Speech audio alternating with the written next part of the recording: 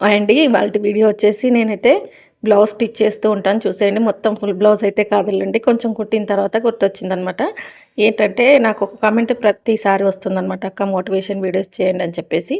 ఈరోజు మీకు మోటివేషన్ చేద్దామని చెప్పేసి అయితే వచ్చేసాను. ఏంటంటే ఇంట్లో పనితో టైలరింగు అలాగే ఎక్స్ట్రా పనులు ఉంటాయి, ఆడవాళ్ళంటేనే పని అనమాట. ఇంకా ఇవన్నీ పనులు చేస్తూ స్టిచ్చింగ్ చేయాలంటే కొంచెం కష్టంగా ఉంది. బట్టలు చూస్తే ఎక్కువగా ఉంటున్నాయి, కుట్టలేకపోతున్నామని చెప్పేసి కామెంట్ చేస్తున్నారు. నిజమేనండి, అది నేను కూడా ఫేస్ చేస్తున్నాను. కాకపోతే నాదేంటంటే ఇంట్లో పని తొందరగా ముగించుకొని తొందరగా అంటే కూడా నేను డైలీ షాప్కి వస్తాను కాబట్టి ప్రతిరోజు షాప్కి రావాల్సిందే కదా. ఇంట్లో పని ఏమున్నా కూడా మార్నింగ్ టైంలో చేసేస్తాను అనమాట. అంటే నాకు 10:30, 11 అవుతుంది ఒక్కొక్క రోజు, 10:30కి అయిపోతుంది, ఒక్కొక్క రోజు 10కి అయిపోతుంది. యూట్యూబ్ స్టార్ట్ చేశాక నాకు ఇంకొక మైనస్ ఏంటంటే 10కి కంప్లీట్ అయ్యే పని ఈ వీడియోస్ ఎడిటింగ్ చేసుకోవడం, వాయిస్ ఇవ్వడం ఇదంతా చేయడం వల్ల 11 కూడా అవుతుందన్నమాట. ఇంకా అందుకని చెప్పేసి స్టిచ్చింగ్ కూడా చేస్తున్నాను, ఖచ్చితంగా చేస్తున్నానండి. ఇంతకుముందు కంటే ఎక్కువే స్టిచ్చింగ్ చేస్తున్నాను. ఇంతకుముందు వర్కర్ ఉన్నప్పుడు తక్కువగా చేసేదాన్ని, కానీ ఇప్పుడు ఒక్కేదాన్ని కాబట్టి ఇంకెక్కువగా చేసుకోవాల్సి వస్తుందన్నమాట. ఇవన్నీ ఎలా మేనేజ్ చేస్తున్నాను నేను, మీకు కూడా మోటివేషన్గా ఉంటుందని ఇవాల్టి వీడియో అనమాట. ప్రతి ఆడపిల్లకు పని అనేది కంపల్సరీ ఉంటుందండి. ఇంకా ఏమంటారు, హౌస్ వైఫ్ అంటారు కదా, హౌస్ వైఫ్ అనే వాళ్ళకి మాత్రం ఇంకెక్కువగా వర్క్ ఉంటుందన్నమాట. ఇంట్లో పని ఎలా ఉంటుందంటే చేస్తూ ఉంటే రోజంతా కనిపిస్తూనే ఉంటుంది.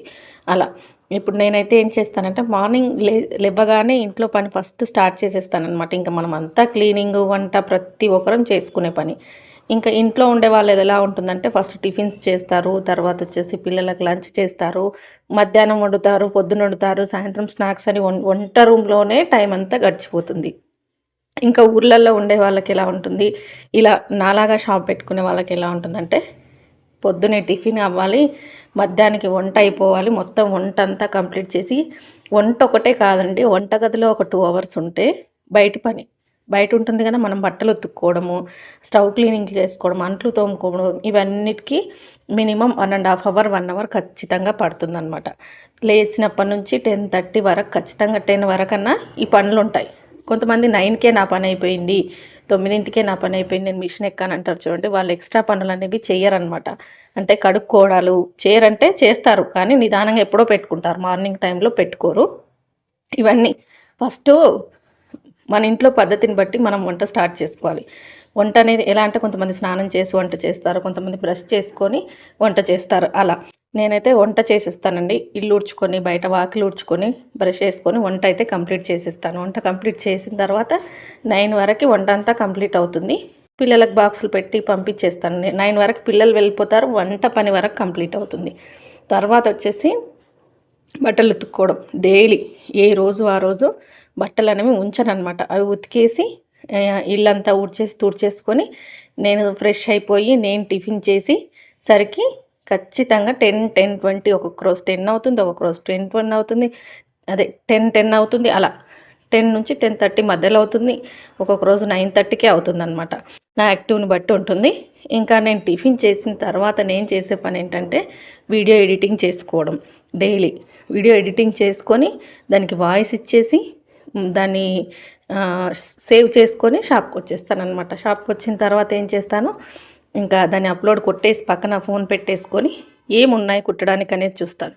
నేను మార్నింగ్ టైం కంటే కూడా స్టిచ్చింగ్ మీద ఫోకస్ ఈవినింగ్ టైంలో ఎక్కువ ఉంటుందన్నమాట. నాకు ఇంటి నుంచి షాప్కి వెళ్ళగానే ఖచ్చితంగా ముందు రోజు కట్ చేసినవి అయితే ఉంటాయండి, ఒక్కొక్క రోజు మాత్రం ఉండవు. నేను రేపు స్టిచ్ చేయాలంటే ఈరోజు ఖచ్చితంగా లైనింగ్స్ చూస్తాను, వాటికి నైట్ రాగానే వాటిని తడిపేసి ఆరబెట్టేస్తాను అనమాట. ఒక్కొక్కసారి నాకు నైట్ టైం ఉంటే కటింగ్ కూడా చేస్తాను. ఆల్మోస్ట్ షాప్ దగ్గరనే కటింగ్ చేయడానికి ప్రయత్నిస్తాను అనమాట. ఇంటి దగ్గర అయితే వీలు అవ్వదు, తీసుకొస్తాను కానీ కట్ చేయలేను, ఇంట్లో పనితోనే సరిపోతుంది. కాబట్టి కటింగ్ అనేది ఆల్మోస్ట్ షాప్లోనే అయిపోతుంది అనమాట. ఇంకా వెళ్ళగానే స్టిచ్ చేయాల్సినవి ముందు పెట్టుకొని స్టిచ్ చేసడం స్టార్ట్ చేస్తాను. నేను స్టిచ్చింగ్కి, నాకు కటింగ్కి కొంచెం లేజీగా అనిపిస్తుంది. ప్రతి ఒక్కరు కటింగ్ చేసేస్తే పని అయిపోతుంది అనుకుంటారు, నాకు కటింగ్కే కొంచెం లేజీగా అనిపిస్తుంది అనమాట. కట్ చేశానా స్టిచ్చింగ్ అయిపోయినట్టే బ్లౌజులు, ఇంకా అలా ఉంటుందన్నమాట నా మైండ్ సెట్. నేను చెప్తున్నాను కదా, మినిమం రోజుకి కనీసం 5 బ్లౌజులైనా స్టిచ్ చేయాలి అని అయితే పెట్టుకున్నానండి. అంతకు తక్కువ మాత్రం స్టిచ్ చేయకూడదు, ఎందుకంటే నాకున్న వర్క్ అలాంటిది. రోజు 10 బ్లౌజులు అయ్యే షాప్లో 5 బ్లౌజులు అవుతూ ఉంటే కస్టమర్స్ రిటర్న్ పంపిస్తూ ఉంటే బాగుండట్లేదనమాట.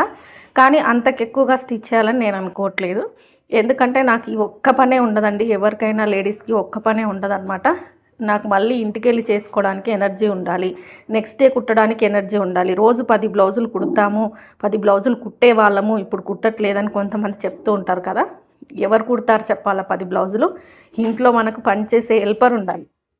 ఇంట్లో పనిచేసే హెల్పర్ ఎవరైనా హెల్ప్ చేసే వాళ్ళు ఉంటే మనం వంట మాత్రం చేసేసి మిగతా పనులు వాళ్ళకి వదిలేసి షాప్కి వచ్చేస్తే 10 బ్లౌజులు ఈజీగా కుట్టొచ్చు. అది నేను కూడా చెప్తాను. కానీ మనకు హెల్పర్ లేకుండా మనమే 10 బ్లౌజులు కుట్టాలంటే ఈరోజు కుడతాం కానీ రేపు కుట్టలేము. అది గుర్తుంచుకోండి. వరుసగా స్టిచ్చింగ్ చేయలేమన్నమాట.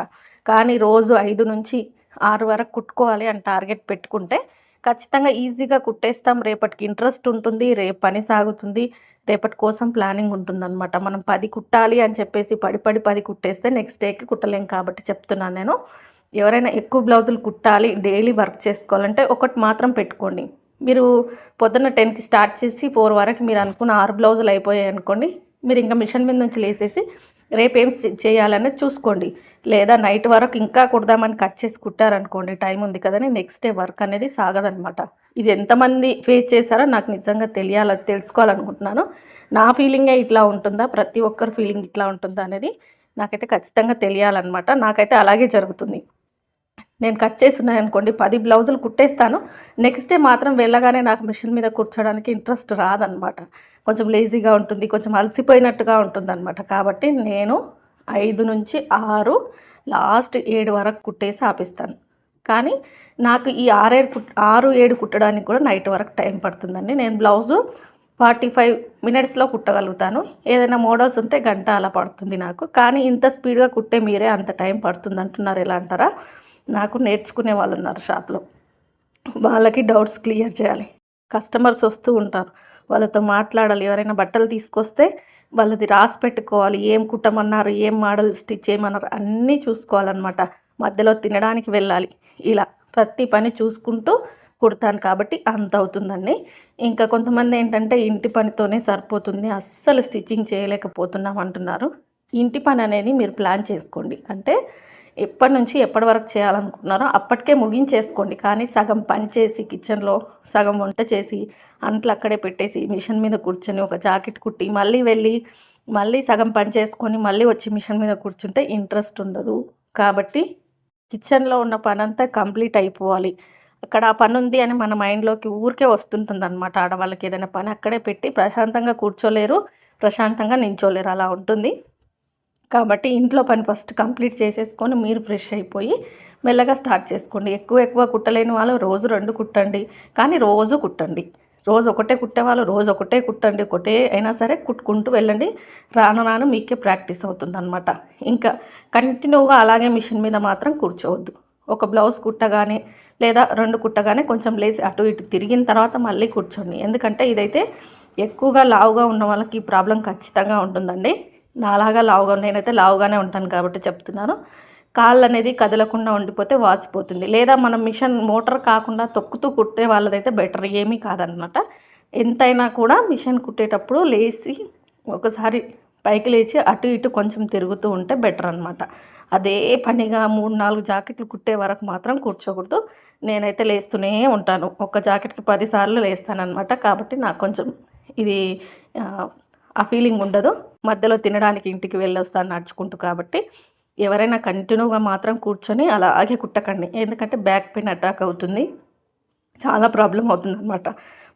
బ్లడ్ అనేది మనకు బాడీ మొత్తం సర్క్యులేట్ అవ్వదు కూర్చొని ఉండడం వల్ల. అటు ఇటు తిరుగుతూ ఉండాలి, తిరుగుతూ స్టిచ్ చేయాలన్నమాట. మీరు రోజు 2 కుడతారా 1 కుడతారా అనేది మీ ఇష్టం. ఇంకా దాన్ని బట్టి ప్లాన్ చేసుకోవాలి. నేనైతే నా పని అయితే ఇలా ఉంటుంది, ముందు చెప్పాను కదా, అలాగే సాగుతుంది. రోజు స్టిచ్ చేస్తాను ఖచ్చితంగా. గ్యాప్ ఇవ్వనమాట. నాకు టైలరింగ్లో నాకొక్కదాని ఫీలింగో మరి ఇంకందరికి అలాగే ఉంటుందో తెలియదు. కానీ నేను ఏ కారణాల వలన ఒక 2 రోజులు గ్యాప్ ఇచ్చానంటే నేను మళ్ళీ పని స్టార్ట్ చేయడానికి టైం తీసుకుంటానమాట. నెక్స్ట్ డేనే పని చేయలేకపోతాను. స్టిచ్చింగ్ పని కొంచెం లేజీగా అనిపిస్తుంది. రోజు చేశాను అనుకోండి మైండ్ ఫ్రెష్గా ఉంటుంది, కంటిన్యూగా వర్క్ అనేది సాగుతుంది. నాకైతే నేను ఇలా చేస్తాను. ఇంకొక సిస్టర్ నేను ఒక కామెంట్ పెట్టింది, పొలం పనులు, ఇంటి పని, వంట పని ఇవన్నీ నేను మేనేజ్ చేసుకోలేకపోతున్నాను, నాకు బట్టలు చూస్తే చాలా ఉన్నాయని. పొలం పని చేస్తూ మిషన్ కుట్టడం అనేది చాలా కష్టమండి. పొలం పని లేని రోజు కుట్టుకోవచ్చు. ఎందుకంటే పొలం పనులంటే చాలా ఉంటాయి. ఆ పనులనేవి చాలా ఉంటాయి. డైలీ ఉంటాయి. అటు ఆ పని చేస్తూ ఇటు బయటి వాళ్ళ బట్టలు కుట్టాలంటే చాలా కష్టము. పొలం పని, ఇంటి పనికే సరిపోతుంది.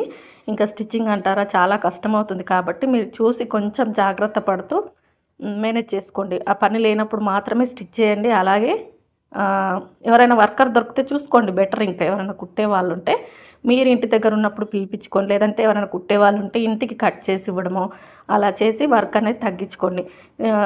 బట్టలు ఎక్కువగా వస్తున్నాయంటే మనం మళ్ళీ ఏం చెప్తాం కస్టమర్కి వచ్చినప్పుడు కాలేదు మళ్ళీ ఇస్తాను ఒక బ్యాడ్ నేమ్ అయితే వస్తుందన్నమాట. టైంకి ఇవ్వరు, ఇచ్చిన టైంకి ఇవ్వరు, చాలా రోజులు పెట్టుకుంటారని ప్రజెంట్ నేను ఫేస్ చేస్తుంది కూడా అదే అనమాట. అది ఉండకూడదు అని చాలా ప్రయత్నిస్తున్నాను. ఏంటంటే టైంకి ఇవ్వట్లేదు, లేట్ చేస్తున్నారు, వచ్చినప్పుడల్లా కుట్టలేనని చెప్తున్నారు అంటున్నారు. నేనేం చేస్తాను చెప్పండి. బట్టలేమో కంటిన్యూగా వస్తున్నాయి. ఈ మధ్యకాలంలో వచ్చిన వాళ్ళకి ఖచ్చితంగా చెప్తున్నాను అనమాట కస్టమర్స్కి. ఖచ్చితంగా 10 డేస్ పైనే పట్టొచ్చు. అలా అయితేనే ఇవ్వండి, మీకు ఓకే అయితేనే ఇవ్వండి, లేకపోతే లేదని.